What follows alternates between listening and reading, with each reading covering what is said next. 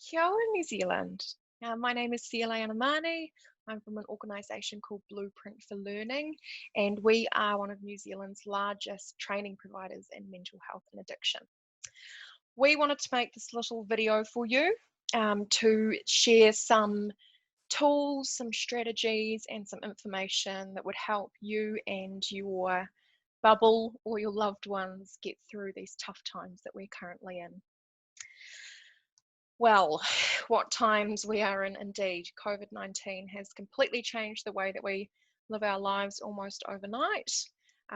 Whether that is that you have been locked down by yourself in more physical isolation, whether or not you have lost work, experiencing financial difficulties, whether or not you're unable to access things that you normally do for your well-being.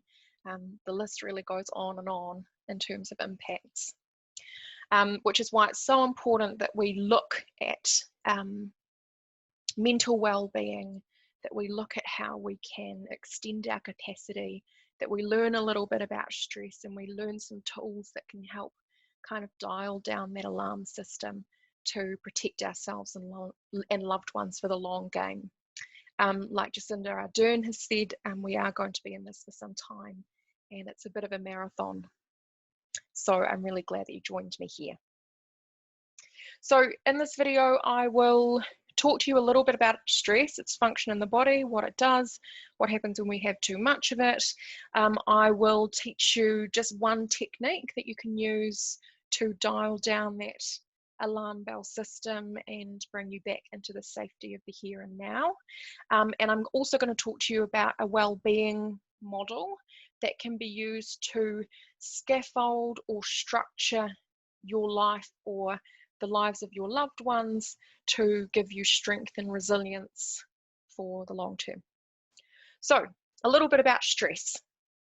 Stress is definitely not a bad thing, and it really gets a bad rap a lot of the time, but it has a very purposeful function in the body. So stress makes us more alert to danger, and it helps us respond to danger. So actually a little bit of stress in a pandemic is really helpful. It's the thing that makes you be aware of washing your hands and keeping your distance when you go to the supermarket. It makes you have foresight and plan in advance. It's the thing that makes you concerned about loved ones that you're not with, and so that you reach out and connect with them.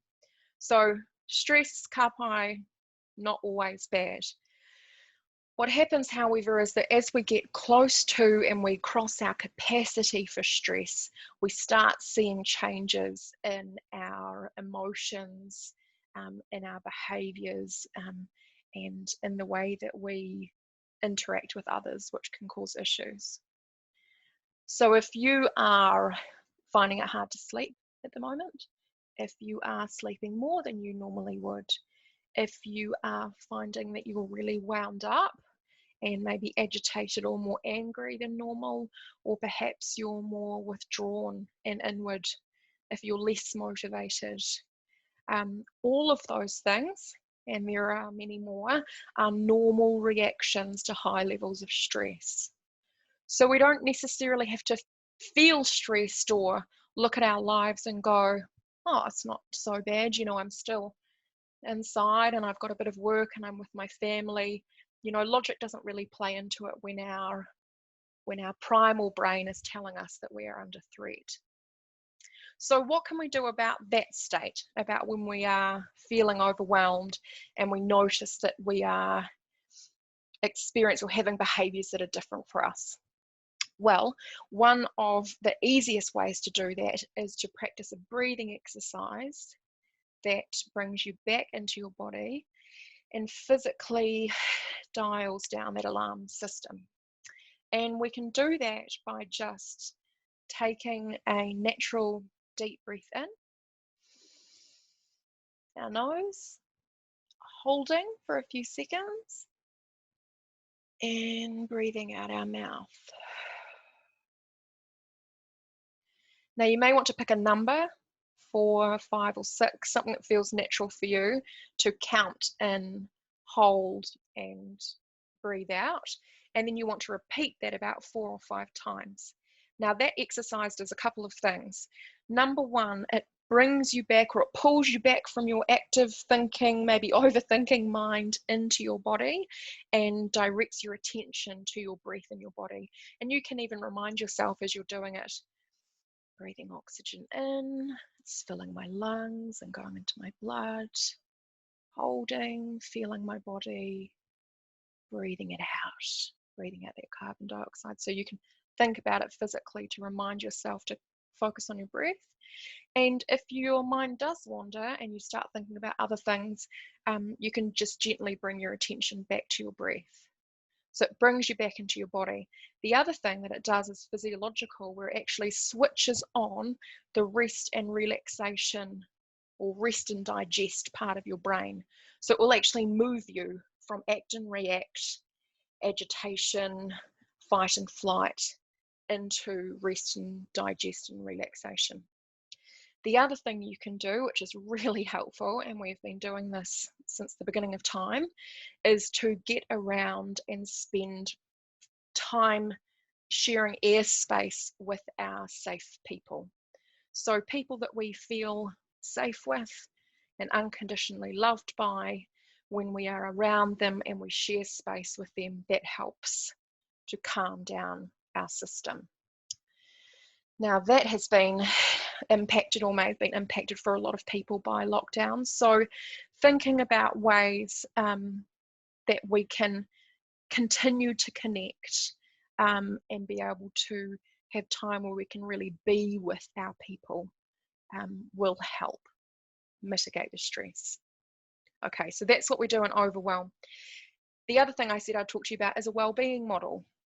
Now this one here, and we'll pop up a picture on the screen, is called Te Whare Tapa Whā. And you may have seen this before. It is a Marty mental health model that's been developed by Sir Professor Mason Jury. He is a Māori health researcher and psychiatrist based out of Palmerston North.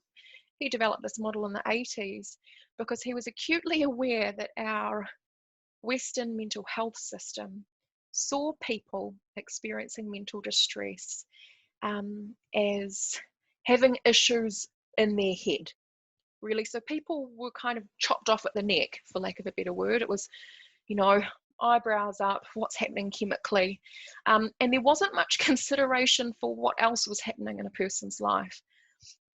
And what Marty knew, and what we know, of course, is that, you know, your head is attached to a body.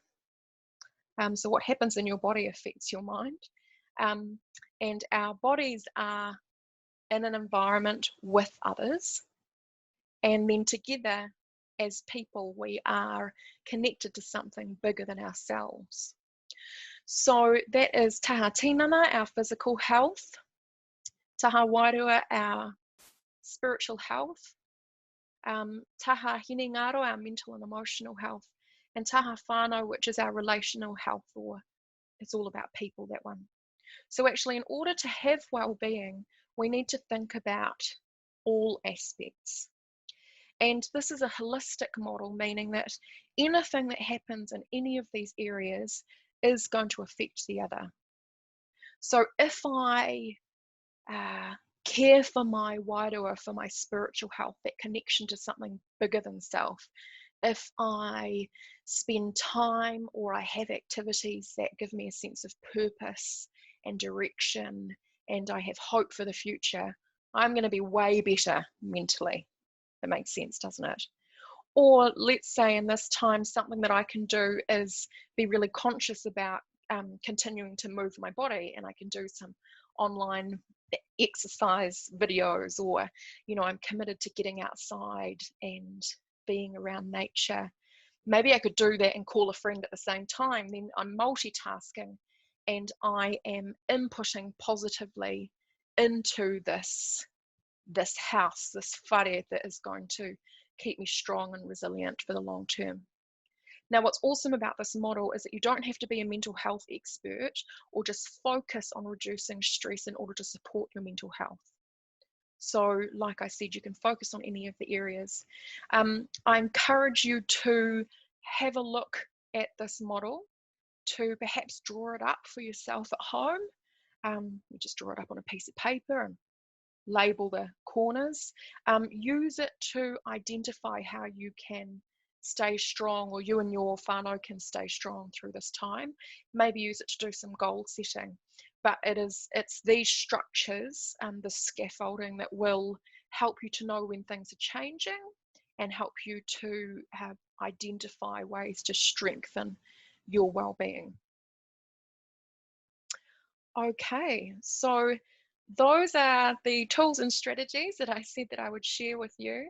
I will end by saying that mental health services are still very much essential, and our national mental health number 1737 is operating. It's 24 hours a day.